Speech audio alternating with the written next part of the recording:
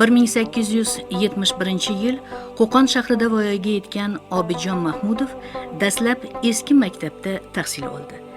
Darsdan bo'sh vaqtlarida Obidjon yaqinlariga yordam berib, savdo sotiq va mum ishlab chiqarish sir asrorlarini qunt bilan o'rgandi. Oradan bir muncha vaqt o'tib, 24 yoshga to'lgan Obidjon Mahmudov o'z hayotini mustaqil boshlashni niyat etdi. Taqdir uni Kaspiy dengizi bo'ylarida joylashgan Chelikan yarim oroliga tashladi. Bu yerda u 5-6 yil mobaynida turli ishlar bilan mashg'ul bo'ldi. O'zining hayot tajribasi, zehni o'tkirligi bois Obidjon Mahmudov tez orada sarmoyador boylar qatoriga qo'shildi. 1901-yil Qo'qonga qaytgach, Farg'ona vodiysidagi neft konlarida o'z faoliyatini davom ettirdi. Obidjon Mahmudov Peterburg davlat universitetining tog' kon fakultetida tahsil oladi. U O'rta Osiyodan yetishib chiqqan va Rossiyada ham obro' e'tibor qozongan birinchi o'zbek tog' kon injeneri edi. O'tgan asr boshlarida yetishib chiqqan boylar orasida saxovatli kishilar oz bo'lmagan.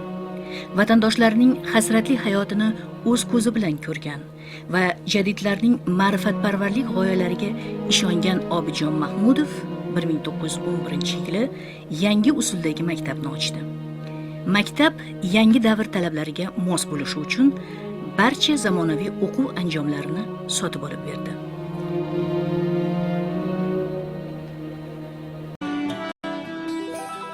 Bir 1914-yili tadbirkorlik ishlari rivojlanib borayotgan Obidjon Mahmudov Qo'qonda bosmaxona tashkil etib, Sadoy Farg'ona gazetasini chiqara boshladi. Obidjon Mahmudovning maqsadi vatandoshlarni mudroq holatdan uyg'otish, dunyoda baxt, ma'rifat, hurriyat kabi tushunchalar borligidan boxabar etish edi. Bu davrda Turkiston chor tuzumi ostida mustamlaka edi. Urush ketayotgan bir pallada gazetada bosilayotgan hur fikrli maqolalar chor senzurasini xavotirga sola boshlagan edi. Shu bois hukumat amaldorlari qay yo'l bilan bo'lmasin gazetaning chop ettirilishiga to'sqinlik qilmoqda edilar.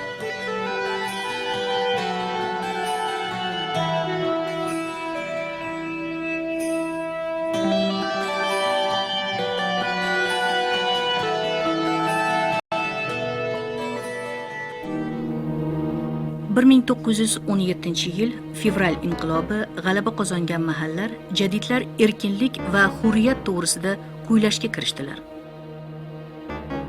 Obidjon Mahmudov chor hokimiyati tomonidan taqiqlangan Sadoy Farg'ona gazetasi o'rniga 1917-yil 2-aprelda Tirik so'z gazetasini nashr ettirishni boshladi.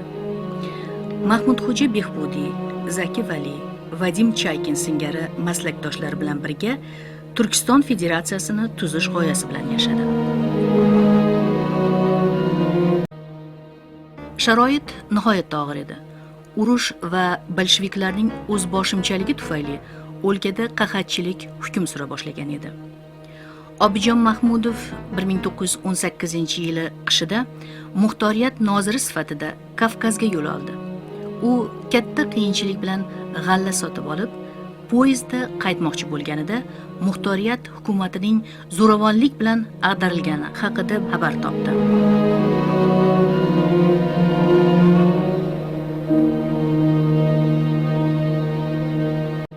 Sovet davlati Obidjon Mahmudovning Farg'ona vodiysidagi neft, oltin gugurt va mum konlarini milliylashtirish bahonasida tortib oladi. O'zini esa 1926-yili qamoqqa olib, 5 yilga ozodlikdan mahrum etadi.